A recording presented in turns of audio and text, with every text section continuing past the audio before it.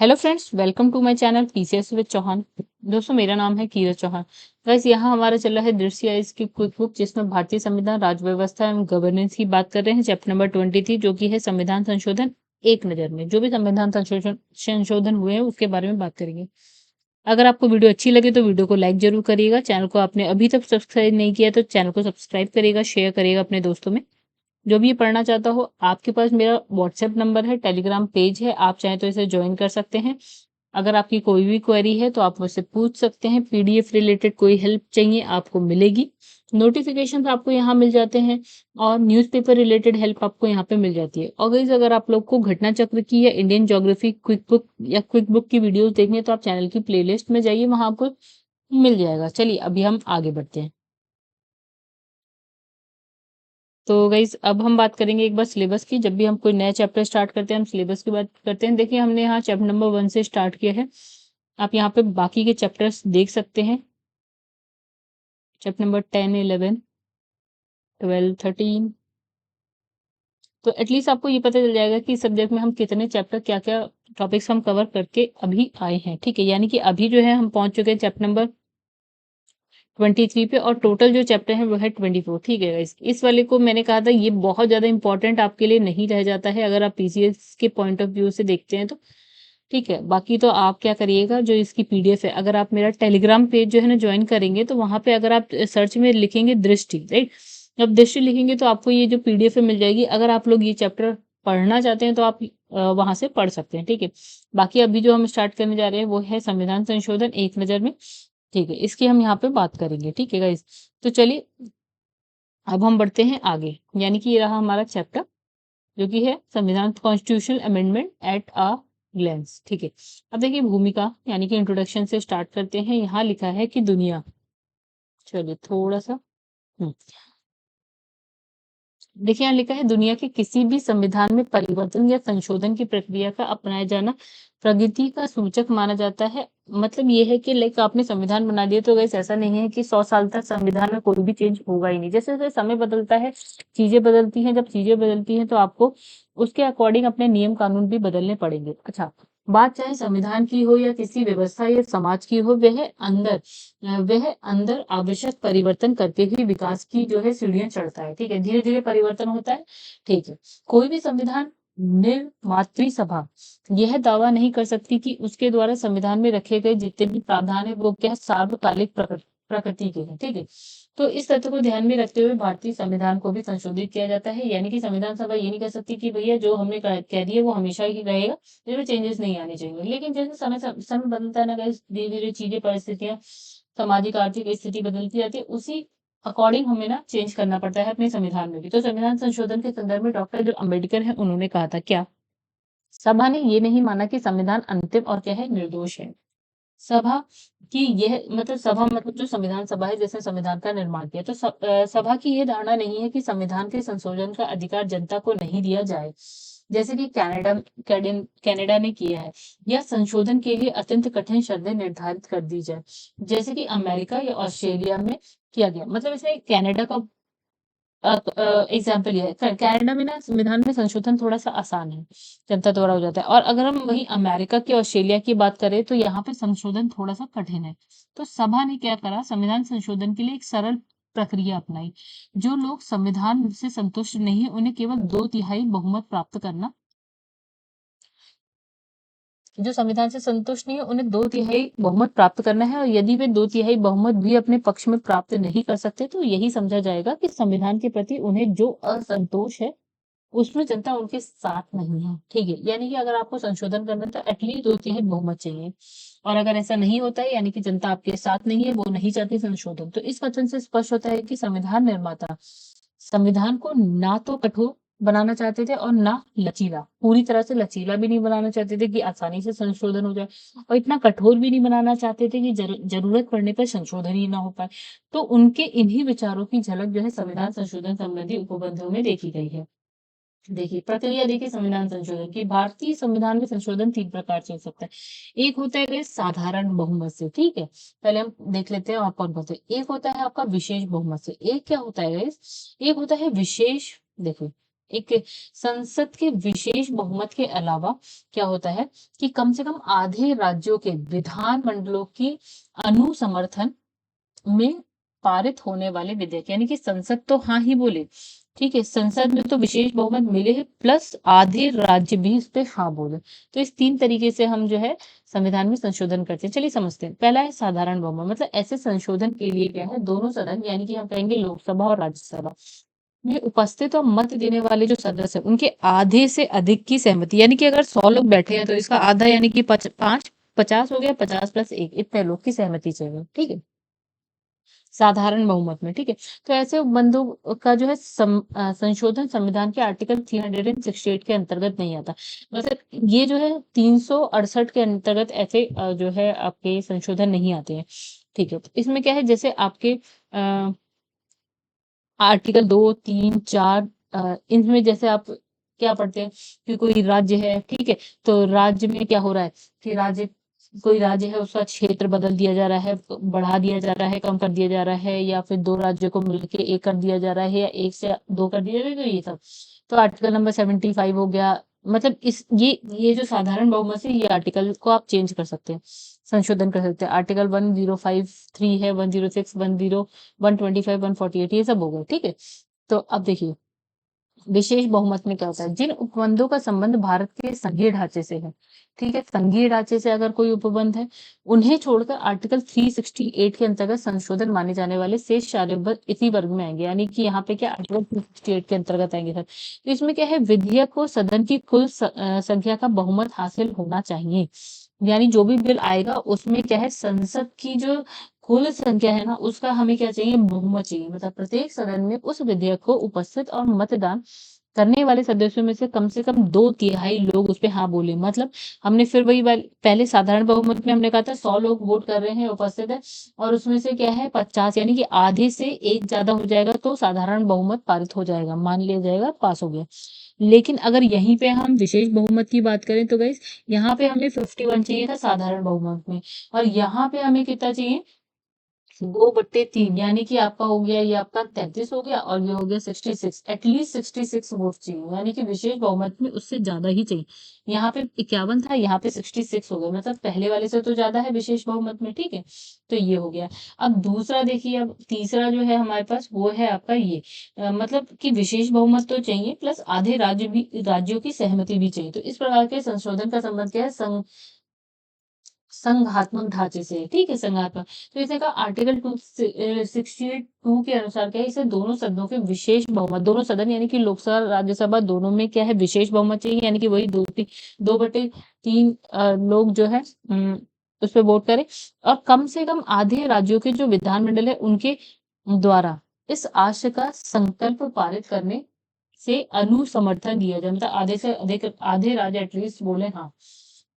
अब इसमें कौन कौन से आर्टिकल, तो आर्टिकल 54, 55, 73, 80, 81, 162, 241, चौथी 7वीं अनुसूची की कोई सूची आदि में किए जाने वाला संशोधन इसमें आता है। यानी गाइस आपको लोकसभा राज्यसभा से तो विशेष बहुमत चाहिए, प्लस आधे राज्यों की सहमति भी इसमें आनी चाहिए। अब देखिए संविधान संशोधन प्रक्रिया के चरण देखिए भारतीय संविधान में क्या होता है, आर्टिकल 368 में संविधान संशोधन के लिए बातें कही गई हैं, यानी संविधान संशोधन की बात आर्टिकल 368 में। संशोधन का प्रस्ताव जो है संसद के दोनों सदनों में किसी में भी प्रारंभ किया जा सकता है, यानी कि अगर आपको संशोधन करना है तो आप चाहे लोकसभा से स्टार्ट कर लें, चाहे आप राज्यसभा से संशोधन की जो प्रक्रिया है उसको स्टार्ट कर लें। अब क्या है, दोनों सदनों में विशेष बहुमत कुल सदस्य संख्या के आधे या आधे से अधिक तथा उपस्थित और मतदान करने वाले सदस्यों के 2/3 या उससे अधिक के समर्थन से ही संविधान संशोधन विधेयक पारित हो सकता है, ठीक है। मतलब ये 2 तरीके से है कि आप संविधान संशोधन कर सकते हैं। तो संविधान संशोधन के मामले में क्या है, संयुक्त बैठक का कोई प्रावधान नहीं है। मतलब अगर मान लीजिए लोकसभा और राज्यसभा में विवाद हो जाए किसी पे, तो हम इसके लिए कोई संयुक्त बैठक नहीं बुलाते हैं, संविधान संशोधन में नहीं बुलाते हैं, ठीक है भाई, और धन विधेयक में भी नहीं बुलाते हैं, ठीक है। अब इसमें लिखा कोई विधेयक दोनों सदनों में पृथक पृथक पारित होना जरूरी है, यानी कि लोकसभा में भी अलग से पारित हो और राज्यसभा में भी अलग से पारित होना चाहिए। अब संघात्मक ढांचे से जुड़े जो विषय है उस पे कम से कम आधे राज्यों के विधानमंडल का अनुसमर्थन, रेटिफिकेशन, ये भी जरूरी है। मतलब कि पहले तो 2/3 बहुमत से पास होना लोकसभा राज्यसभा दोनों से जरूरी है, प्लस आधे राज्य, यानी कि अगर 28 राज्य हैं तो कम से कम 14 राज्य तो इस पे अनुसमर्थन करे ही करे कि भैया संघात्मक ढांचे से रिलेटेड अगर कोई विषय है तो उसमें संशोधन इस तरह से होता है। सभी औपचारिकताएं पूरी होने के बाद क्या होता है, विधेयक कहाँ पहुंचता है, राष्ट्रपति के पास पहुंचता है। राष्ट्रपति जो है संविधान संशोधन विधेयक को अनुमति देने के लिए क्या होता है, बाध्य होता है। यानी कि अगर लोकसभा और राज्यसभा से पास हो जा रहा है उसके बाद ये प्रेसिडेंट के पास जा रहा है और प्रेसिडेंट इस पे हाँ ही बोलेगा। क्यों? क्योंकि भैया संविधान, देखिए इसने कहा कि ये बाध्य है अनुमति देने के लिए। अब इसमें लिखा है ये कब हुआ है आपका 1970, 24वां संविधान संशोधन अधिनियम 1970 में। अब देखिए संविधान संशोधन विधेयक को प्रस्तुत करने के लिए क्या है, राष्ट्रपति की पूर्वानुमति की आवश्यकता नहीं होती है। ठीक है, चलिए इतनी बात समझ में आई, आगे बढ़ो। इस जगह संविधान संशोधन की शक्ति पर लागू सीमा है। ठीक है, संविधान संशोधन कर रहा है, आप ये समझिए ये संविधान संशोधन सिर्फ और सिर्फ कौन कर सकता है, संसद। राज्य की विधानमंडल, विधानसभा, विधान परिषद नहीं कर सकती, सिर्फ और सिर्फ संसद, जिसमें लोकसभा, राज्यसभा, राष्ट्रपति होता है। अच्छा, इसने लिखा है कि क्या संविधान संशोधन की शक्ति पर लागू सीमा है। सीमाएं क्या है, संशोधन तो हम कर रहे हैं बट इस पे कुछ सीमाएं भी हैं, अपने हिसाब से हम नहीं कर सकते कुछ भी संविधान में संशोधन।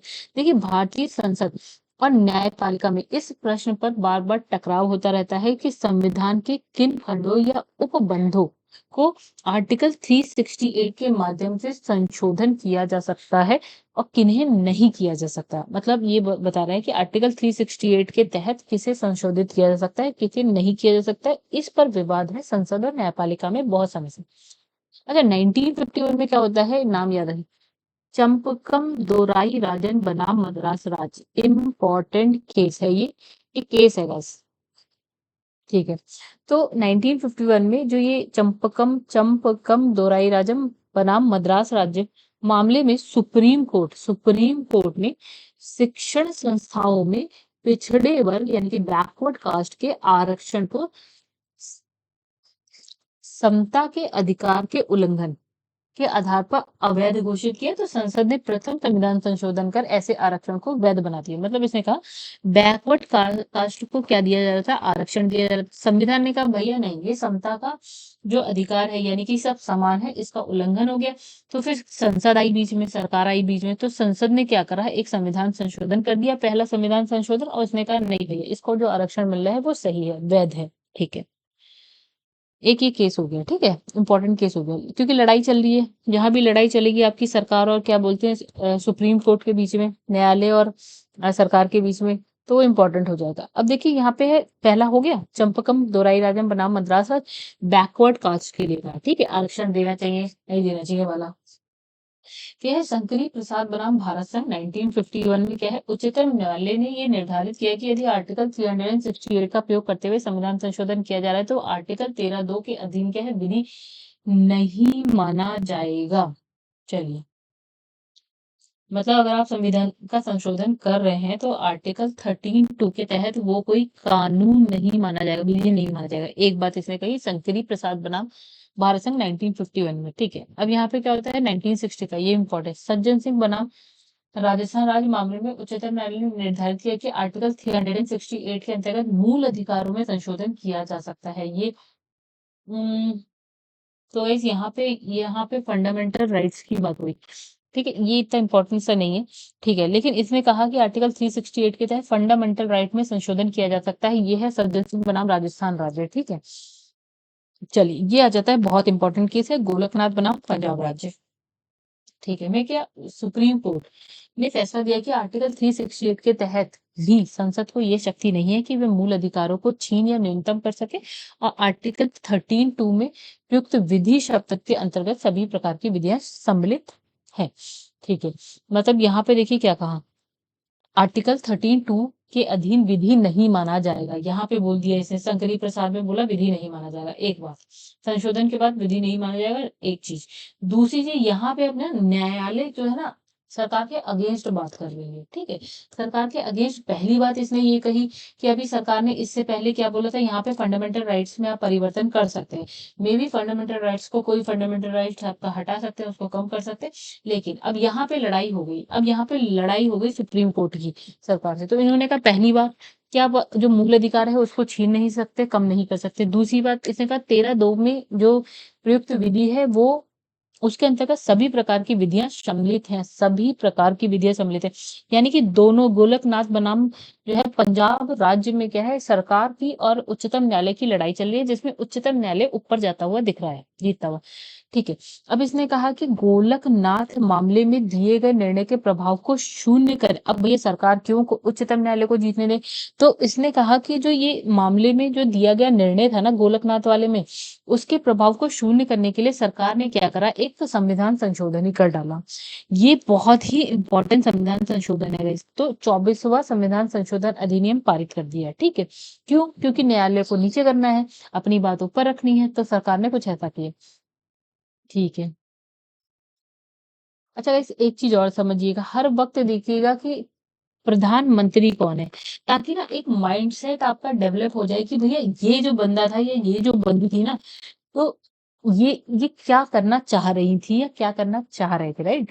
तो इस वक्त इंदिरा गांधी थी, तो इंदिरा गांधी ना कभी भी न्यायालय को तो ऊपर होने देना नहीं चाहती थी, अपने हिसाब से सब कुछ करना चाहती थी। तो यहाँ पे इन्होंने क्या है, न्यायालय के निर्णय को शून्य करने के लिए एक संविधान संशोधन ही कर डाला, 24वां संविधान संशोधन अधिनियम आया। तो उसमें इन्होंने कहा कि आर्टिकल 13(2) में संशोधन कर, इन्होंने आर्टिकल 13(2) में संशोधन कर दिया, ठीक है। मतलब अभी तक ये हो रहा था कि यहाँ पे देखिए क्या बोला गया था, 13(2) के अधीन विधि नहीं माना जाएगा, अनुच्छेद 13(2) के अधीन। दूसरा इसने कहा नहीं भैया, जितने भी विधि शब्द के अंतर्गत मतलब प्रयुक्त विधि शब्द के अंतर्गत सभी प्रकार की विधि आएंगी, उनने नहीं कहा, सुप्रीम कोर्ट ने हाँ कह दिया। अब इन्होंने उसी में संशोधन कर दिया कि भैया कोई टेंशन ही नहीं चाहिए मुझे। तो आर्टिकल 13(2) में संशोधन कर दिया और ये वाक्यांश जोड़ दिया कि आर्टिकल 380 के अंतर्गत पारित कोई भी कानून यानी कि विधि आर्टिकल 13(2) में प्रयुक्त विधि शब्द में सम्मिलित नहीं है। लेकिन सुप्रीम कोर्ट ने कहा था है और सरकार ने कहा नहीं है, ठीक है। ओके आप समझ गए, इन्होंने यहाँ संशोधन ही कर दिया और संशोधन के बाद तो फिर सुप्रीम कोर्ट की कोई बात ही नहीं आती क्योंकि संविधान में ऐसा लिखा हुआ है, ठीक है। अब देखिए यहाँ लिखा है कि आर्टिकल 368(1) के को संशोधित कर, दूसरा इन्होंने क्या किया, आर्टिकल 368(1) में संशोधन किया और उन्होंने ये स्पष्ट कर दिया कि संसद जो है ना, आर्टिकल 368 के तहत संविधान के किसी भी उपबंध में परिवर्तन करने, परिवर्धन करने या निरसन करने की शक्ति रखता है। इसका मतलब ये हो गया, इनने आर्टिकल 368 में परिवर्तन किया बहुत बड़ा और कहा कि संसद जो चाहे कर सकता है, मतलब परिवर्तन कर सकता है, बढ़ा सकता है, एडिशन कर सकता है, उसको कम कर सकता है, कुछ भी, कोई भी उपबंध संविधान के, ऐसा बोला आर्टिकल 368 के तहत। तो ये भी सुप्रीम कोर्ट के अगेंस्ट जा रही है बात, ठीक है। और ये 13(2) वाली भी सुप्रीम कोर्ट के अगेंस्ट जा रही है। क्यों? सरकार को अपने आप को ऊपर रखना है, अपनी मर्जी से चलाना है देश को। अब देखिए फिर उसने क्या करा, आर्टिकल 368(3) में फिर संशोधन किया।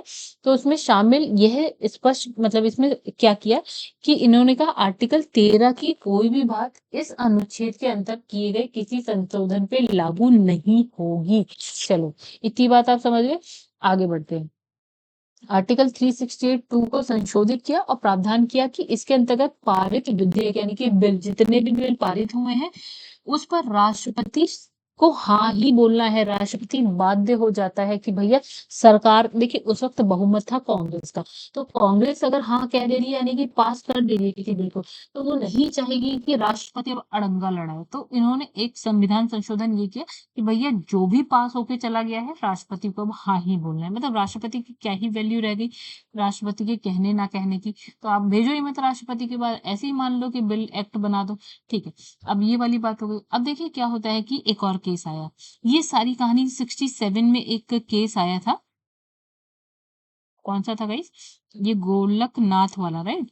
ये वाली कहानी थी गोलकनाथ वाली चल रही थी अभी तक, ठीक है। 1967 वाली चल रही थी, अब इंदिरा गांधी सरकार में थी, अभी भी सरकार में है, ठीक है।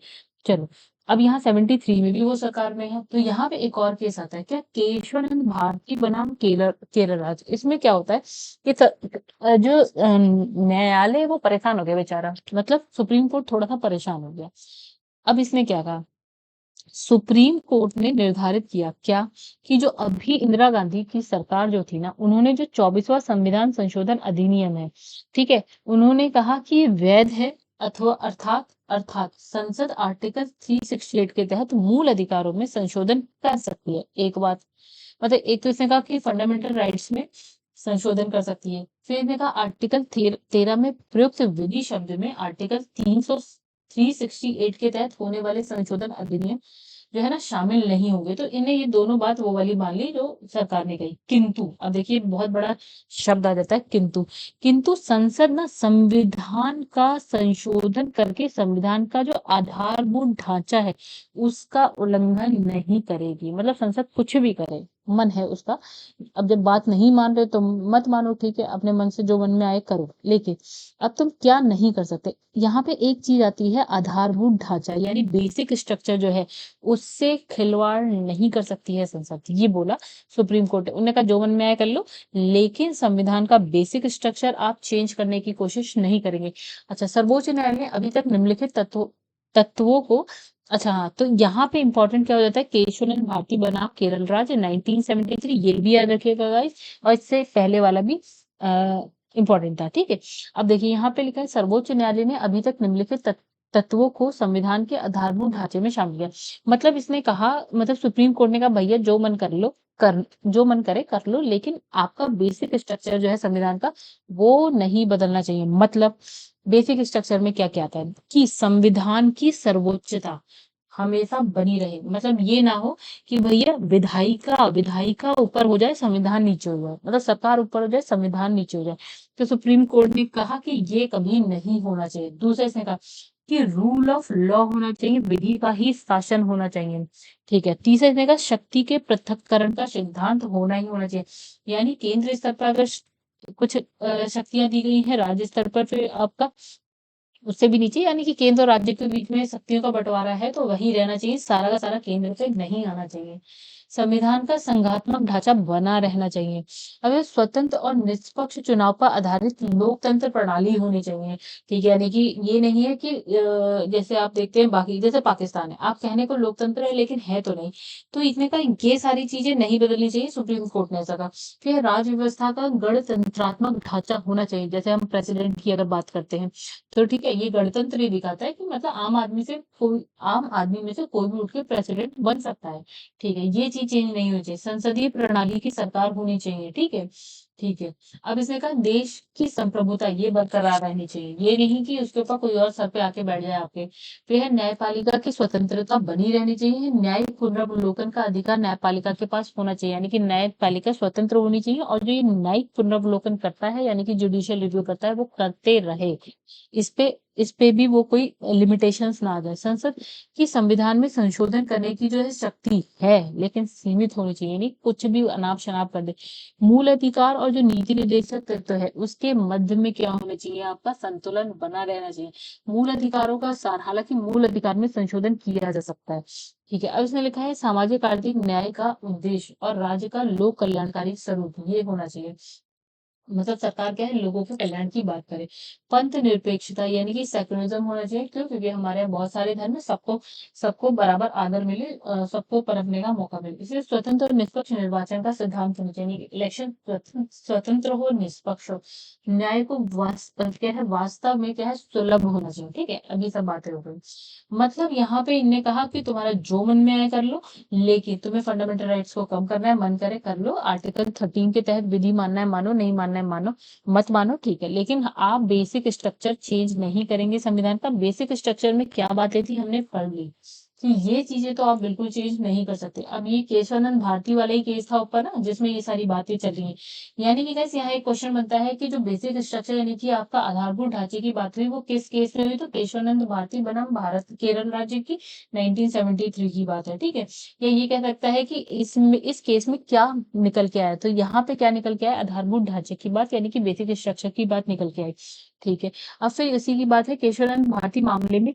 अब संसद ने सुप्रीम कोर्ट में इतनी सारी बातें कह दी, यानी कि यहाँ पे अब क्या हुआ, पहले संसद, ऐसे मान लेते हैं कि पहले संसद जीत रही थी, ठीक है। सेकंड टाइम सुप्रीम कोर्ट जीतने लगी। अब ये संसद कैसे देख ले कि ये जीत रही है, अब संसद कुछ करेगी, यानी कि अब सरकार कुछ करेगी। चलिए देखते हैं। तो केशवानंद भारती मामले में क्या है, निर्णय के प्रभाव को, फिर इन्हें प्रभाव को शून्य करना है, यानी कि सुप्रीम कोर्ट ने जो भी कहा है उसको गड्ढे में डालना। तो उसके लिए क्या करा ना, संसद ने फिर से एक संविधान संशोधन किया है, 42वां संविधान संशोधन अधिनियम 1976। इंदिरा गांधी की ही सरकार थी, ये अपने ऊपर किसी को देख ही नहीं सकती थी, जिसके अंतर्गत क्या हुआ, आर्टिकल 368 में 2 खंड जोड़ दिए गए, 368 4 और 368 5, ये जोड़ दिया गया। ठीक है। और संसद की शक्ति पर किसी प्रकार का कोई निर्बंध यानी कि रेस्ट्रिक्शन नहीं होगा, यानी संसद जो चाहे कर सकती है, भगवान हो गई संसद। अच्छा, संसद द्वारा किए गए किसी भी संविधान संशोधन को किसी भी न्यायालय में जो है, कोई भी न्यायालय, जैसे संसद ने सपोज कोई संविधान में संशोधन किया, तो कोई भी न्यायालय या सुप्रीम कोर्ट आके उस पर प्रश्नगत, मतलब उस पे प्रश्न चिन्ह नहीं लगा सकती है कि भैया तुमने गलत किया है। तो ये दो यहाँ पे संशोधन किया है, यहाँ पे इसलिए सरकार ने किया है कि भैया न्यायालय हमारे मामलों से दूर रहो, प्लस संसद जो चाहे कर सकती है, उसकी शक्तियों पे कोई भी रेस्ट्रिक्शन, निर्बंध नहीं है। अच्छा, फिर ये हो गई कहानी, थी गई 1973 के आसपास थी, और ये जो 42वां संविधान संशोधन हुआ 1976 में हुआ, जब सुप्रीम कोर्ट जीत रही थी उसको हराने के लिए। तो अब यहाँ पे फिर से सरकार जीत रही है, क्यों, सरकार ने फिर से संविधान संशोधन कर दिया, 42वां संविधान संशोधन, और सरकार जीतने लगी। चलिए अब देखते हैं कैसे जीतने लगी सरकार को। अब क्या होता है, 1980 में क्या आता है, मिनर्वा मिल्स बनाम भारत संघ मामले में क्या होता है, सुप्रीम कोर्ट ने आर्टिकल 368(4), 368(5) को अवैध कह दिया। मतलब जो यहाँ पे इन्होंने किया था ना, यहाँ पे उसको सुप्रीम कोर्ट ने कहा भैया इसको गड्ढे में डालो, गलत है। गलत है मतलब क्या, कि ये जो आपने क्या करा, आपने कहा कि संसद जो चाहे कर सकती है, उसकी शक्ति पे कोई भी रेस्ट्रिक्शन नहीं होगा। दूसरा, इसने कहा कि न्यायालय उसका न्यायिक पुनरावलोकन नहीं कर सकती आप, या प्रश्न चिन्ह नहीं लगा सकती है आपके द्वारा बनाए हुए कानून पे। भैया ये गलत है। तो 1980 का ये मामला भी इंपॉर्टेंट हो जाता है, मिनर्वा मिल्स बनाम भारत संघ, जिसमें सुप्रीम कोर्ट, अब कौन जीता, तो यहाँ पे अब सुप्रीम कोर्ट जीत गई। उन्होंने कहा भैया जो आपने किया ना वो गलत किया। ठीक है, 42वां संविधान संशोधन में आपने जो भी ले आया आप गलत लाए, सुप्रीम कोर्ट जीत गई। अब सरकार कैसे जीतने देगी। अब क्या होता है, केशवानंद भारती और मिनर्वा मिनर्वा मिल्स मामले के बाद क्या है, स्पष्ट हो गया कि संसद संविधान में कोई ऐसा संशोधन नहीं कर सकती जो संविधान के आधारभूत ढांचे का उल्लंघन करता है। यानी कि जो सुप्रीम कोर्ट ने कहा था कि भैया कुछ करो, लेकिन आधारभूत ढांचा जो संविधान का नहीं बिगड़ना चाहिए, तो यहाँ पे मान गए। ठीक है, चलो आगे देखते हैं। अब क्या होता है, वाम बस तो अब क्या होता है, वामन राव बनाम भारत संघ। ठीक है, तो ये अब हमने 76 तक की बात कर ली थी गाइस, है ना। 19 केशवानंद भारती वाला 76 वाला था केस। चलिए अब यहाँ पे 76 से 1981, तो वामन राव बनाम भारत संघ 1981 मामले में क्या होता है, सुप्रीम कोर्ट ने स्पष्ट कह दिया कि जो 1973 केशवानंद भारती मामला है, उसके निर्णय की तिथि से पहले किए गए संशोधन तो विधि मान्य माने जाएंगे, किंतु इस तिथि के बाद कोई भी अधिनियम, कोई भी जो कानून है जिसे 9वीं अनुसूची में डाला गया है, उसकी न्यायिक समीक्षा की जा सकती है। मतलब इसने कहा, देखिए, एक जो संविधान में अनुसूची है, तो उसमें जो 9th अनुसूची थी ना, अनुसूची, ठीक है, तो जो 9वीं अनुसूची थी ना, तो सरकार ने क्या किया था, सरकार ने कहा इसमें जो भी अधिनियम डाल दिए जाए, 9वीं अनुसूची में जो जो अधिनियम होंगे उसकी न्यायालय न्यायिक समीक्षा नहीं करेगा। मतलब उस पे न्यायालय प्रश्न चिन्ह नहीं उठाएगा कि सही है या नहीं, मतलब अवैध है या वैध है। ठीक है, लेकिन अब यहाँ पे वामन राव बनाम भारत संघ 1981 में ये हुआ कि सुप्रीम कोर्ट ने कहा कि भैया 1973 से पहले के जो भी अधिनियम सूची में है, ठीक है भैया, उसको हम छोड़ देते हैं, लेकिन उसके बाद के कोई भी अधिनियम की अगर हम बात करें, यानी कि 1973 के बाद अगर कोई अधिनियम इसमें आया है नवी अनुसूची के अंदर, तो उसका भैया न्यायिक समीक्षा होगी ही होगी, ऐसा सुप्रीम कोर्ट ने कहा। ठीक है, यानी अब आप देख रहे हो सुप्रीम कोर्ट थोड़ा हावी होता जा रहा है। सही बात है, तो हावी हो गई। फिर इसमें लिखा है आई.आर. कोयलू बनाम तमिलनाडु राज्य 2007 मामले में क्या होता है, सुप्रीम कोर्ट ने, अब यहाँ पे कौन है, सरकार तो यहाँ पे भी कांग्रेस की है, मनमोहन सिंह उस वक्त प्राइम मिनिस्टर थे, तो सुप्रीम कोर्ट ने पुनः संदेहों का निराकरण करते हुए दोहराया कि संविधान का आधारभूत ढांचा असंशोधनीय, यानी कि संविधान के आधारभूत ढांचे को आप नहीं बदल सकते। ठीक है, चलिए, क्योंकि अभी तक हम देख रहे थे कि 2013 तक ऑलमोस्ट हम देखते हैं, एक बार का आप टाइम पीरियड छोड़ दीजिए, जब अटल बिहारी वाजपेयी प्राइम मिनिस्टर थे, उस वो टाइम एक छोड़ दिए, नहीं तो ऑलमोस्ट आपने 2013 तक देखा कांग्रेस ही थी, यानी कहानी जो चल रही है कांग्रेस के हिसाब से चल रही है। अच्छा, वर्तमान में क्या है, संसद की संविधान संशोधन की संवैधानिक स्थिति। ठीक है, मतलब वर्तमान में अगर at present constitutional status of parliament constitutional amendment, right.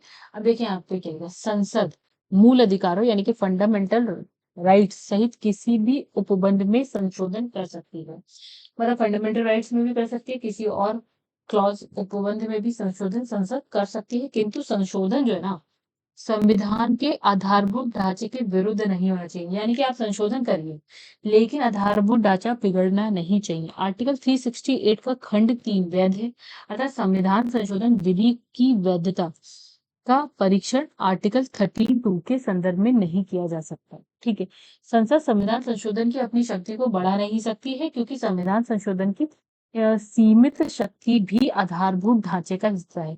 यानी संसद जो संविधान संशोधन की अपनी शक्ति को इसलिए नहीं बढ़ा सकती क्योंकि ये भी आधारभूत ढांचे का हिस्सा है, और आधारभूत ढांचे को आप बदल नहीं सकते।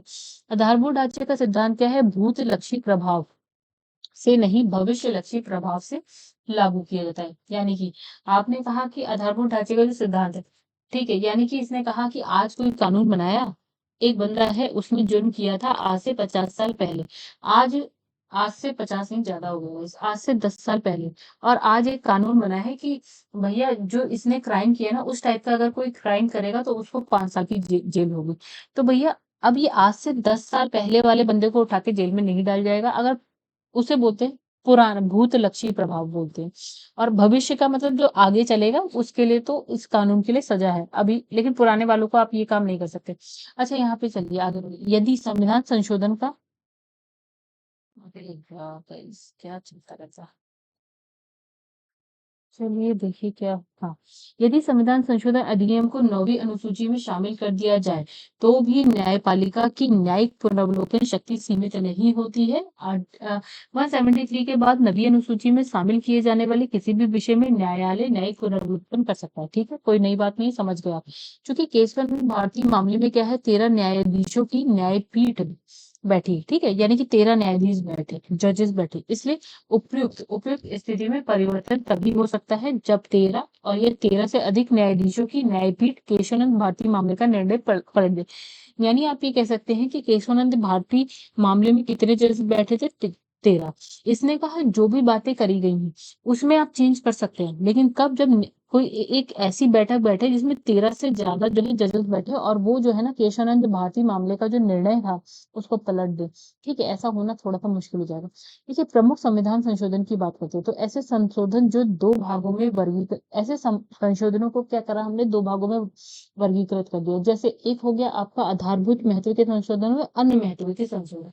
आधारभूत महत्व के संशोधन में जैसे कि जिससे संविधान पे हिलसा गया होगा, मतलब बहुत बड़ा संशोधन जिसमें हुआ होगा, जैसे पहला संविधान संशोधन, मतलब इसकी इंपॉर्टेंस बहुत ज्यादा होगी। ठीक है, तो पहला हो गया 24वां हुआ, 25, 42, 44, 52, 73, 74, 86, 91, ये बड़े संशोधन थे। ठीक है, अन्य महत्वपूर्ण संशोधन में जैसे 7वां, 16, 21, 26, 38, 39, 43, 61, 71, 76, 77, 81, 82, 84, 85, 87, 88, 89, 92, 93, 97, 98, 99, 100, 101, 102, 103, ये भी इंपॉर्टेंट है गाइस।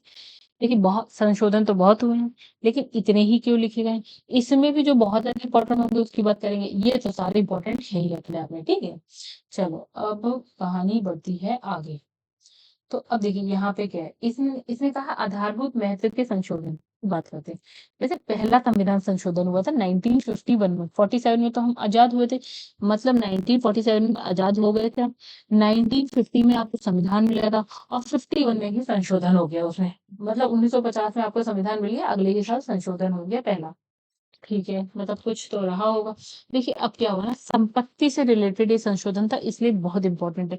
ठीक है, अब देखिए इसमें लिखा है संपत्ति के अधिकार को सीमित करने के लिए आर्टिकल 31 क्या था, एक आपका फंडामेंटल राइट था, मतलब मौलिक अधिकार था। तो आर्टिकल 31 में दो नए खंड 31 का और 31 खा, जिसमें प्रावधान किया गया कि जमींदारी उन्मूलन, यानी जो पहले क्या होता था जब अंग्रेज थे तो जमींदारी प्रथा चलती थी, तो जमी उसको खत्म करना था। जमींदारी उन्मूलन, भूमि सुधार आदि के पक्ष में बनाए गए किसी भी कानून को आर्टिकल 14, 19, 31 के उल्लंघन के आधार पर अवैध नहीं ठहराया जा सकता। आर्टिकल 31 का के माध्यम से नवी अनुसूची जोड़ी गई। ठीक है, मतलब इसने कहा हमें क्या करना है, जमींदारी उन्मूलन, भूमि सुधार आदि के पक्ष में क्या बनाएगा, इसके पक्ष में जमींदारी उन्मूलन गलत है, भूमि सुधार इसके पक्ष में अगर मतलब कोई भी कानून को आर्टिकल 14, 19, 31 के उल्लंघन के आधार पर अवैध नहीं ठहराया जा सकता। एक बात, ठीक है, सरकार को जमीन से रिलेटेड, संपत्ति से रिलेटेड अपने हिसाब से कुछ कानून बनाने थे, तो इन्होंने कहा 14, 19, 31, मतलब इन्होंने कहा अगर सरकार किसी की संपत्ति छीन लेती है तो आप जाके ये नहीं कह सकते कि ये मेरा क्या है, मूल अधिकार है, आप ये नहीं कर सकते। ठीक है, तो इसने कहा कि अगर इस पे कोई भी कानून बनता है, संपत्ति से रिलेटेड अगर सरकार कोई भी कानून बनाती है, तो आप अपने ये नहीं कह सकते ये मेरे फंडामेंटल राइट्स का उल्लंघन है। ठीक है, ये नहीं कह सकते। तो यही था पहला संविधान संशोधन। ठीक है, अब यहाँ पे देखिए क्या लिखा, आर्टिकल 31 का के माध्यम से क्या जोड़ दिया गया, नौवीं अनुसूची जोड़ दी गई। ठीक है, जिसमें प्रावधान किया गया कि इस सूची में शामिल जितने भी विषय होंगे उसकी न्यायिक समीक्षा नहीं हो सकती। मतलब सरकार अगर आपकी जमीन को उठा के ले जाए या अपने अपने नाम कर ले और इसको इस टाइप का कोई अधिनियम बना दे और नवीं अनुसूची में डाल दे, तो न्यायपालिका आपकी कोई हेल्प नहीं कर सकती, क्योंकि नवी अनुसूची में डाले गए जितने भी कानून हैं वो न्यायिक समीक्षा के दूर हैं। यानी कि न्यायपालिका आपकी कोई हेल्प नहीं कर सकती, ऐसा कुछ मान लीजिए। एग्जाम्पल के तौर पे मैं बताया। अब देखिए आर्टिकल 15 में एक नया खंड यानी कि 15(4) जोड़ा गया, जिसमें कहा कि सामाजिक और शैक्षणिक दृष्टि से जो पिछड़े वर्ग हैं, समझिए गाइस, आप आरक्षण दे रहे हैं पिछड़े वर्गों को, ठीक है, अनुसूचित जाति को, अनुसूचित जनजाति को। ठीक है, तो पिछड़े वर्ग यानी कि बैकवर्ड कास्ट, एससी और एसटी को आप क्या दे रहे हैं, आरक्षण दे रहे हैं। किस बेसिस पे दे रहे हैं, सामाजिक और शैक्षणिक दृष्टि से आप पीछे, मतलब समाज में आप पीछे, शिक्षा में आप पीछे, तो आपको आरक्षण मिला। तो इसके लिए ना विशेष प्रावधान करने के लिए क्या है, राज्यों को शक्ति दे दी गई। ठीक है, मतलब बैकवर्ड कास्ट के लिए, एससी एसटी के लिए कुछ विशेष अगर प्रावधान करने हैं तो ये राज्यों को शक्ति दे दी गई, ऐसा कर सकती है। तो आर्टिकल 15(4) में ऐसा है।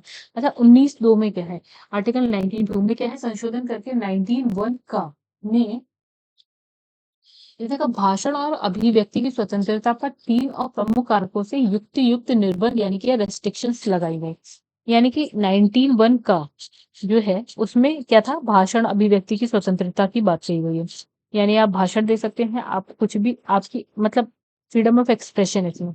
ठीक है, इस पे भी क्या प्रतिबंध लगा दिया गया। इन्होंने कहा कि 3 आधारों पे लगा दिया गया। कितने आधारों पे, 3। पहला इसने कहा कि लोक व्यवस्था पर इससे कोई प्रॉब्लम नहीं आनी चाहिए, अपराध उद्दीपन यानी कि, और तीसरा है विदेशी राज्यों के साथ मैत्रीपूर्ण संबंध। इन तीनों से रिलेटेड कुछ नहीं होना चाहिए। तो ये इन तीनों से रिलेटेड अगर कोई बात होती है तो आपकी जो भाषण अभिव्यक्ति की स्वतंत्रता है उस पर प्रतिबंध लगेगा। अच्छा, आर्टिकल 19(6) में संशोधन करके क्या किया गया, 19(1) में दिए गए जो अधिकार है उस पर 2 नए रेस्ट्रिक्शंस आरोपित किए गए, जिसमें यह व्यवस्था की गई कि राज्य नागरिकों को व्यवसाय करने से पूर्णतः रोक सकती है, और दूसरा, किसी पद पर नियोजन के लिए उस पद की प्रकृति से संबंधित तकनीकी ज्ञान संबंधित अर्हताएं निर्धारित कर सकती है। ठीक है, पहला संविधान संशोधन, इतनी बातें हो गई। मेन तो सबसे ज्यादा संपत्ति वाली थी। ठीक है, और जो आर्टिकल 2007 में सुप्रीम कोर्ट ने निर्णय दिया कि 24 अप्रैल 1973 को सर्वोच्च न्यायालय के केशवानंद भारती मामले में आए फैसले के बाद संविधान की 9वीं अनुसूची में शामिल किए गए जो भी विषय होंगे उसकी न्यायिक समीक्षा हो जाएगी 1973 के बाद वाली। प्रधानमंत्री जवाहरलाल नेहरू के कार्यकाल के दौरान 9वीं अनुसूची को जो है पुनः स्थापित किया गया था। ठीक है, अब आ जाते हैं, पहला संविधान संशोधन हमने देख लिया, कौन सा था, यही वाला। इसमें बहुत ज्यादा इंपॉर्टेंट संपत्ति वाला था, संपत्ति का अधिकार। ठीक है, आ, संपत्ति का अधिकार आपका फंडामेंटल राइट था जिसको हटा दिया गया। अब देखिए 24वां संविधान संशोधन अधिनियम। ठीक है, मतलब पहले वाले में था संपत्ति के अधिकार से रिलेटेड था। 24वां संविधान संशोधन अधिनियम 1971, ठीक है, ये भी इंपॉर्टेंट है, इनफैक्ट अभी हमने थोड़ा बहुत देखा भी। सरकार को अपने आप को ऊंचा रखना था, यानी अपनी बात मनवानी थी, उससे रिलेटेड यहाँ पे बहुत सारे संविधान संशोधन 1971 में कर दिए गए। तो यहाँ पे लिखा आर्टिकल 13(2) में संशोधन का ये प्रावधान किया गया कि आर्टिकल 368 के अंतर्गत पारित कोई भी विधि आर्टिकल 13(2) में प्रयुक्त विधि शब्द में शामिल नहीं होगी, ये हम पढ़ चुके हैं, ठीक है। दूसरा, 368(1) में संशोधन कर ये करा गया कि आर्टिकल 368 के अंतर्गत संविधान के किसी भी उपबंध में परिवर्तन कर जा सकता है, उसमें से बढ़ाया भी जा सकता है, उसको क्या करा जाए, निरसन कम भी किया जा सकता है, ठीक है। ये शक्ति है संसद के पास, वो कुछ भी कर सकती है, बढ़ा भी सकती है, घटा भी सकती है, खत्म भी कर सकती है। आर्टिकल 24वें संविधान संशोधन में एक और बात है कि आर्टिकल 362 को संशोधित किया गया और व्यवस्था की गई कि राष्ट्रपति, जब भी कोई 368 के तहत संविधान में संशोधन होगा तो राष्ट्रपति बाध्य है उस पे हाँ अनुमति देने के लिए, यानी राष्ट्रपति हाँ ही बोलेगा। तो ये तीनों बातें हम ऑलरेडी पढ़ चुके हैं। चलिए अब यहाँ पे आया 25वां संविधान संशोधन अधिनियम, ये भी 1971 में ही आया था। इंदिरा गांधी की सरकार थी गई, ये जो खतरनाक संशोधन हो रहे हैं वो सब इंदिरा गांधी कर रही है, मतलब उल्टे सीधे, ठीक है। अब यहाँ पे आर्टिकल 31(2) में उल्लिखित क्या लिखा है, मुआवजा शब्द, प्रतिकर या मुआवजा शब्द की जगह क्या, रकम शब्द लिखकर स्पष्ट कर दिया गया कि यदि सरकार किसी संपत्ति या भूमि का अधिग्रहण करती है, यानी कि सरकार किसी की संपत्ति ले लेती है, तो मुआवजे की रकम को नगद देना जरूरी नहीं है, ठीक है। इसे बॉन्ड से सरकारी प्रतिभूति के रूप में दिया जा सकता है, मतलब सरकार ने आपकी संपत्ति ले ली और आपको पैसा भी दे दिया, ठीक है, उसने क्या दे दिया, सरकारी बॉन्ड दे दी या सरकारी प्रतिभूतियां दे दी, ठीक है, बॉन्ड्स दे दिए, ठीक है। और ये भी जरूरी नहीं कि क्षतिपूर्ति बाजार मूल्य के अनुसार कम भी दे सकती है, ठीक है। मतलब ये है कि सरकार को पैसा दे रही है, तुम्हारी संपत्ति ले सकती है लेकिन पैसा नहीं देगी सिर्फ। एक नया जो है अनुच्छेद 31 का जोड़ दिया गया। अच्छा, अब ये मत समझिए बॉन्ड और सरकारी प्रतिभूति, जैसे मान लेते आप किसी कंपनी का शेयर ले लें, शेयर पेपर, एक पेपर पे लिख के दे दिया जाएगा कि आपके पास इतने शेयर है, पैसे वैसे नहीं दिया जा रहा है, कंपनी का शेयर दे दिया जा रहा है। हाँ, मतलब ये है, उसको आप बॉन्ड को पैसे में बदल सकते हो, लेकिन आप तुरंत पैसा दे दो ना, इंसान खुश हो जाएगा। तुम दे ही नहीं, तुम बॉन्ड दे रहे हो, एक पेपर पकड़ा दे रहे हो, ठीक। इतने का एक नए अनुच्छेद यानी कि 31 का जोड़कर यह व्यवस्था की गई कि ये यदि राज्य आर्टिकल 39 ख और 39 ग में वर्णित नीति निर्देशक तत्वों को साकार करने के लिए कोई कानून बनाता है, तो ऐसे कानून को मूल अधिकारों से संबंधित आर्टिकल यानी कि 14, 19, 31 के उल्लंघन के आधार पर अवैध नहीं ठहराया जाएगा। यानी कि यहाँ पे क्या हुआ, 31 गा जोड़ा गया, ठीक है। एक बात, तो इसने कहा कि 31 गा जो जोड़ा गया, उसमें कहा कि 39 ख और 39 ग में जो भी आपके नीति निर्देशक तत्व है, राज्य के स्टेट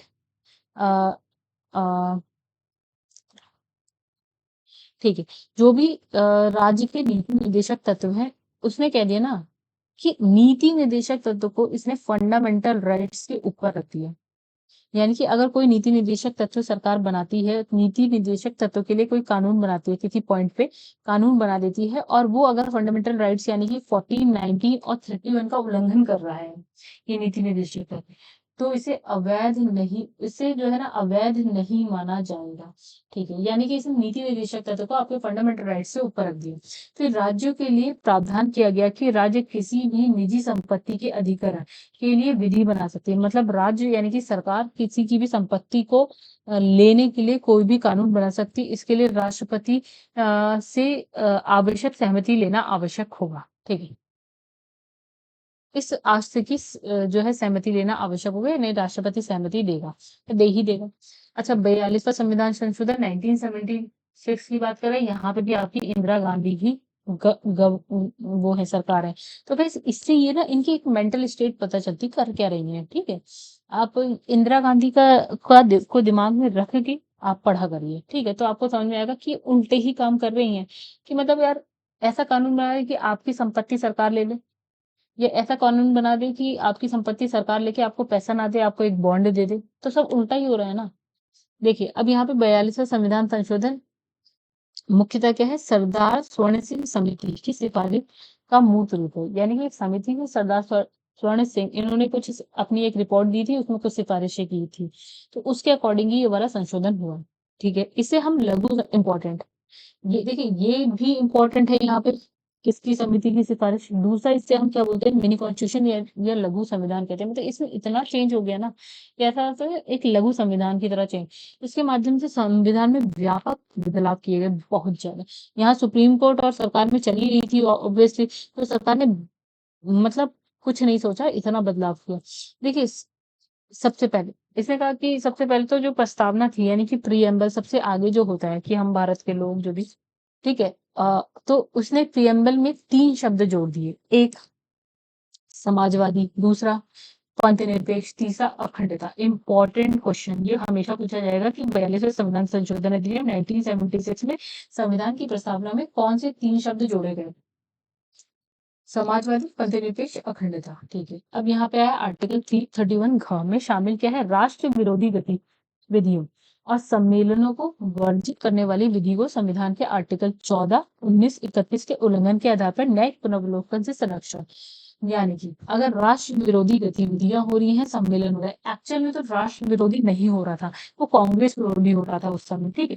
तो इन्होंने कहा अगर कांग्रेस विरोधी को इन्होंने राष्ट्र विरोधी मान लिया, और इन्होंने कहा कि भैया ऐसे सम्मेलन को जो है वर्जित करने के लिए इन्होंने कहा कि हम कानून बना सकते हैं, और संविधान के आर्टिकल जो 14 है 19 से 31 का उल्लंघन हम नहीं मानेंगे, अगर उल्लंघन होता भी है तो न्यायिक पुनर्विलोकन इसका नहीं होगा। ठीक है, अब लिखा इसने कहा कुछ नए नीति निर्देशक तत्व शामिल किए, जैसे इसने कहा कि आर्थिक रूप से कमजोर वर्गों को निःशुल्क कानूनी सहायता मिलेगी। चलिए ये तो अच्छी बात है।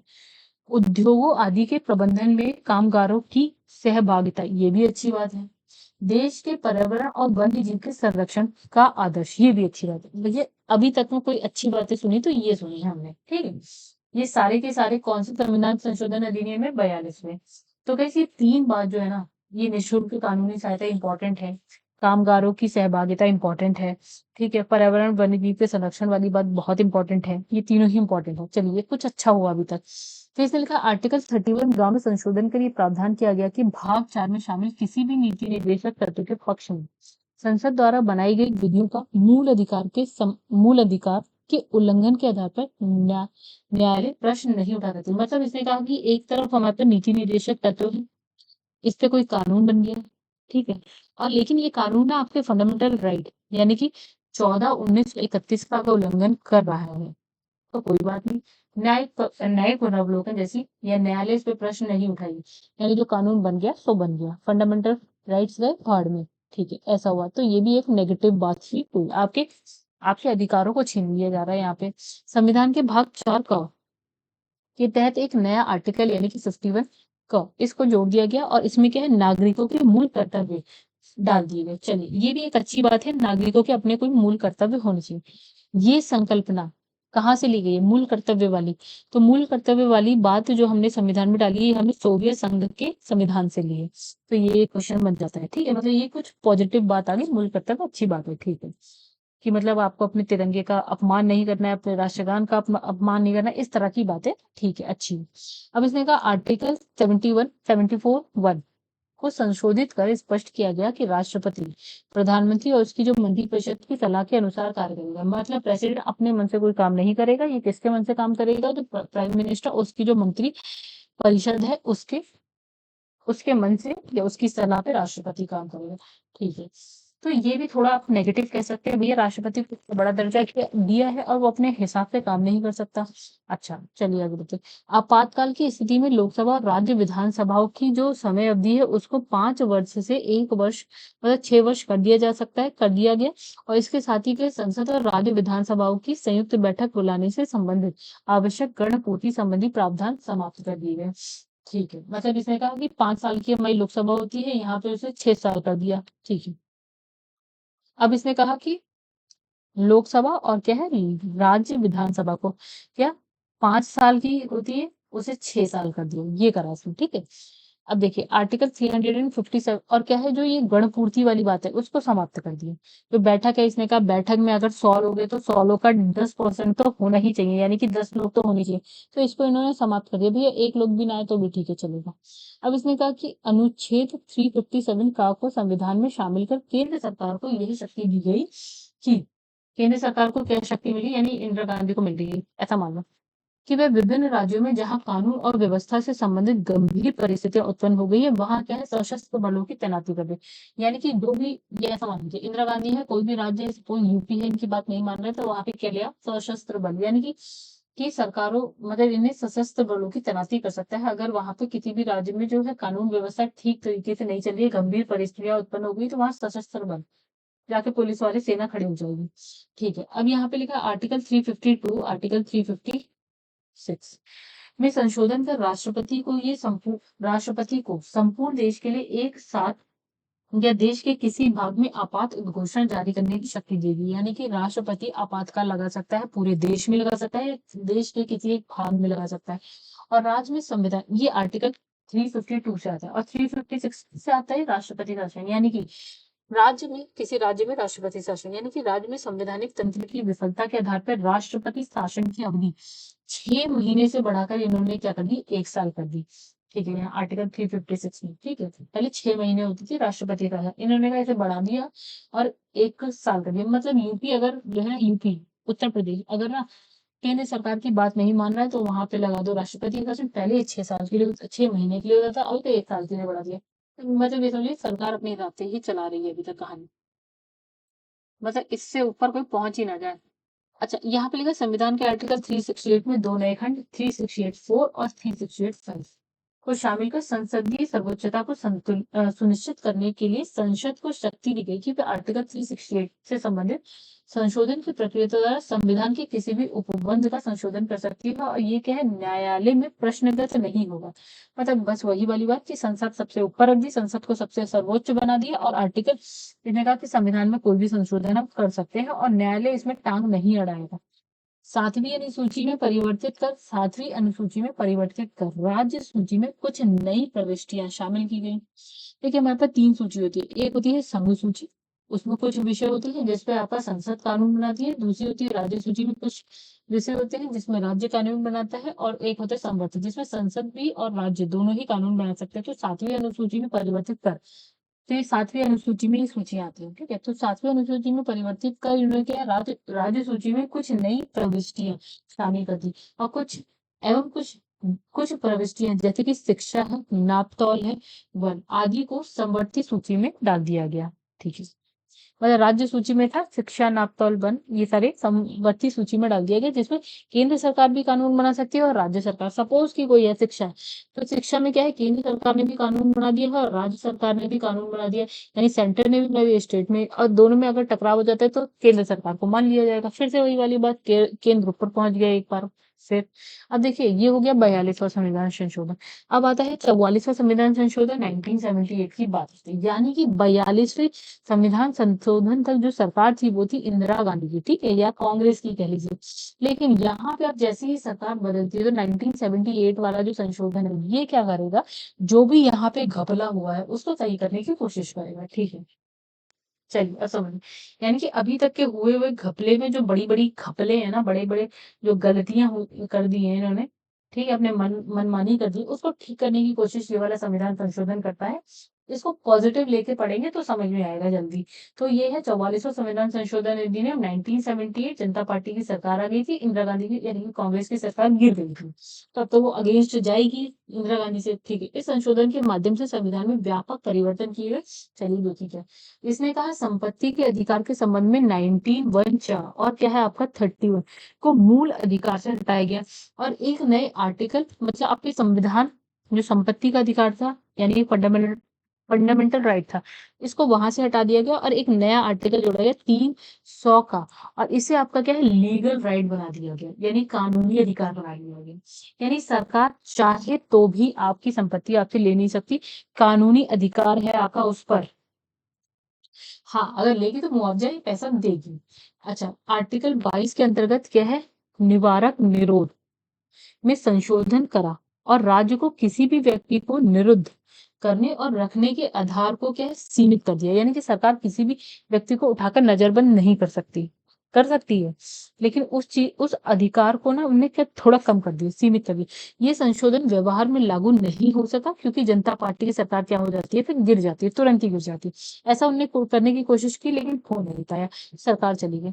अब आर्टिकल 71 को क्या है इसमें संशोधित कर राष्ट्रपति और उपराष्ट्रपति के निर्वाचन से संबंधित विवादों की जांच करने के लिए पुनः सर्वोच्च न्यायालय को सौंप दिया गया। ठीक है, यानी कि अगर जो राष्ट्रपति उपराष्ट्रपति का निर्वाचन हो रहा है, अगर उसमें कोई विवाद है तो उस पे कौन संज्ञान लेगा, सुप्रीम कोर्ट। ठीक है, तो ये इसको ना क्या करा गया था, छीन लिया गया था सुप्रीम कोर्ट से। यानी कि 93वां संविधान संशोधन अधिनियम 1975, इंदिरा गांधी की सरकार थी, तो उन्होंने क्या संविधान से ये जो उनका अधिकार था उसको छीन लिया था। तो इन्होंने क्या करा, यानी कि 44वें संविधान संशोधन में ये अधिकार इनको वापस कर दिया गया सुप्रीम कोर्ट को। ठीक है, अब यहाँ पे आर्टिकल 74(1) में क्या है, संशोधन कर राष्ट्रपति को शक्ति दी गई कि मंत्री परिषद द्वारा दी गई सलाह को पुनर्विचार के लिए एक बार लौटा सकता है, परंतु उसके बाद क्या है, इस सलाह को मानने के लिए राष्ट्रपति बाध्य है। मतलब इंदिरा गांधी की सरकार ने कहा था कि अगर लोकसभा और राज्यसभा से कोई बिल पारित नहीं, उन्होंने ये कहा था इंदिरा गांधी ने कि राष्ट्रपति कोई भी काम करेगा तो प्राइम मिनिस्टर और जो उनकी जो मंत्री परिषद है इसकी सलाह पे करेगा। ठीक है, अभी भी यही है, लेकिन यहाँ पे संशोधन 44वें संविधान संशोधन अधिनियम में राष्ट्रपति को एक ये कह सकते हैं अधिकार दे दिया गया या शक्ति दे दी गई कि ये जो भी सलाह दे रहे हैं राष्ट्रपति को लगता है यहाँ कुछ गड़बड़ी है तो वो एक बार इनको वापस भेज सकता है पुनर्विचार के लिए। चलो, अभी पुनर्विचार करते हैं तो ठीक, नहीं करते हैं तो ठीक। इसके बाद अगर राष्ट्रपति के पास आता है तो उसको हाँ ही बोलना पड़ेगा या मानना पड़ेगा। अच्छा, अब इसने कहा कि लोकसभा और राज्य की जो विधानसभा उसके कार्यकाल को 6, जो 5 से 6 कर दिया गया था ना, उसको वापस से 5 कर दिया गया। अब इसने कहा संविधान का आर्टिकल 352 आपातकाल जो लगता है देश में या किसी भाग में, 356 इसमें जो वही था राष्ट्रपति शासन हो गया, 359 और 358 59 इसमें कुछ फंडामेंटल राइट्स को आपका फंडामेंटल राइट्स आपके ले लिए जाते हैं जब आपातकाल लगता है। 368 360 में क्या है आपका, क्या बोलते हैं, वित्तीय आपातकाल, ये सारे लगते हैं। तो इसमें भी परिवर्तन, तो आदि आपातकाल उपबंधों से संबंधित प्रावधान में क्या किया गया, परिवर्तन। मतलब समझिए, इसने कहा आर्टिकल 352 में क्या है, राष्ट्रीय आपात की उद्घोषणा के आधार पर देखिए आपातकाल लगा दी इंदिरा गांधी के टाइम में ना, एक टाइम आपातकाल लगा था 1975 में। क्यों लगा दिया था भैया, जितने भी बाकी ऑपोजिशन के जो नेता थे या दूसरी पार्टी के या जो भी आप स्वयं सेवक हैं वो क्या कर रहे थे, हंगामा कर रहे थे। ठीक है, या आप कहते हड़ताल कर रहे थे या कह लीजिए आंदोलन कर रहे थे, ऐसा कुछ करते, यानी ये हो गई आपकी देश की आंतरिक अशांति। तो इन्होंने आंतरिक अशांति के आधार पर 1975 में आपातकाल लगाया। तो अब ये 44वां संविधान संशोधन जो है उसमें इन्होंने कहा कि भैया ये आंतरिक अशांति को हटा दिया। ये तो कोई भी जाके हड़ताल करने लगे तो आप आंतरिक अशांति कहते हो तो उसे और आपातकाल लगा रहे हो, इतनी आसानी से आपातकाल लगाना चाहिए नहीं। तो इन्होंने कहा ये आंतरिक अशांति ना होके इस शब्द को क्या कर दिया, सशस्त्र विद्रोह, यानी अगर बंदूक तलवार लेकर ये काम होता है तो आप आपातकाल लगाइए। ठीक है, पहला ये चेंज कि आंतरिक अशांति हटाओ, सशस्त्र बल इसके स्थान पे लिखो। दूसरा, राष्ट्रपति द्वारा राष्ट्रीय आपातकाल की घोषणा के लिए मंत्रिमंडल की लिखित सलाह को अनिवार्य कर दिया गया। यानी मंत्रिमंडल मुंह से बोल दे और राष्ट्रपति राष्ट्रीय आपातकाल लगा दे। ठीक है, तो इसमें कहा नहीं भैया, मुंह से बोलने की बात नहीं हो रही, अब मंत्रिमंडल लिखित दे तब माना जाएगा। कि आपातकाल के दौरान आर्टिकल 358 के तहत जो है आर्टिकल 19 का तभी निलंबन किया जा सकेगा जब आपात की उद्घोषणा युद्ध या फिर बाह्य आक्रमण के आधार पर होगी। यानी आर्टिकल 358 में क्या करा जा रहा था ना, आर्टिकल 19 यानी जो आपका फंडामेंटल राइट है उसको खत्म कर दिया जा रहा था उस पर्टिकुलर समय के लिए। तो उन्होंने कहा हम करेंगे, लेकिन हम तभी करेंगे जब आपातकाल किस आधार पर लगा हो, कि बाह्य युद्ध हो जाए, मतलब चाइना अटैक कर ले या पाकिस्तान अटैक कर दे, ठीक है, तभी हम 19 को खत्म करेंगे। वो अलग बात है कि जैसे ही आपातकाल हटेगा ये आपको मिल जाएगा, ये अधिकार आपका आपके पास आ जाएगा। अब इसने कहा ये हो गया आपका 358 इंपॉर्टेंट है guys, ये हम इनफैक्ट पहले भी पढ़ चुके हैं आपातकाल वाले चैप्टर में। अब देखिए 359 के आधार पे क्या होता है कि आर्टिकल 20 और 21 को छोड़कर सभी जो आपके फंडामेंटल राइट्स है उसको निलंबित, ठीक है, बाकी के जो फंडामेंटल राइट्स है उसको निलंबित कर सकते हैं आर्टिकल 359 के आधार पर, लेकिन 20 और 21 को नहीं कर सकते। ये भी 44वें संविधान संशोधन में आया था। 20-21 क्या है, जीवन का अधिकार है, आपको गोली नहीं मार सकता कोई। ठीक है, अब इसने कहा कि किसी राज्य में संवैधानिक तंत्र की विफलता की स्थिति में संसद द्वारा उस राज्य में आर्टिकल 356 के तहत राष्ट्रपति शासन घोषित करने का प्रस्ताव एक बार क्या है 6 महीने से अधिक के लिए जो है प्रवर्तनीय नहीं होगा। यानी हमने कहा राष्ट्रपति शासन, अभी ऊपर वाले में हमने देखा था कि राष्ट्रपति शासन को 6 महीने से बढ़ाकर, माह से बढ़ाकर क्या कर दिया था, 1 वर्ष कर दिया था। तो इन्होंने वापस से 1 वर्ष के लिए 6 महीने कर दिया कि इतने टाइम तक के लिए रहेगा। ठीक है, हाँ, उसके बाद बढ़ सकता है, लेकिन पहले जो है 6 महीने के लिए रहेगा। अब इसने कहा आर्टिकल 352 के अंतर्गत घोषित राष्ट्रीय आपात को न्यायिक समीक्षा के दायरे में ला दिया गया और जिसे जो है 38वें संविधान संशोधन अधिनियम द्वारा हटाया गया था। यानी कि अगर आपका 352 के तहत भारत में, भारत के किसी भाग में आपातकाल लग रहा है, तो न्यायालय उसकी न्यायिक समीक्षा कर सकती है कि सही हुआ है, सही हो रहा है, नहीं हो रहा है, जिसको हटा दिया गया था और 44वें संविधान संशोधन में ये वापस से आ गया। ठीक है, तो गाइस पे बहुत बड़ी वीडियो बन गई है। तो गाइस अभी जो है ना नेक्स्ट वाला जो है, इससे आगे का हम अपनी नेक्स्ट वीडियो में करेंगे। अभी तक के लिए इतना ही दोस्तों, नेक्स्ट वीडियो में मिलेंगे, तब तक के लिए धन्यवाद।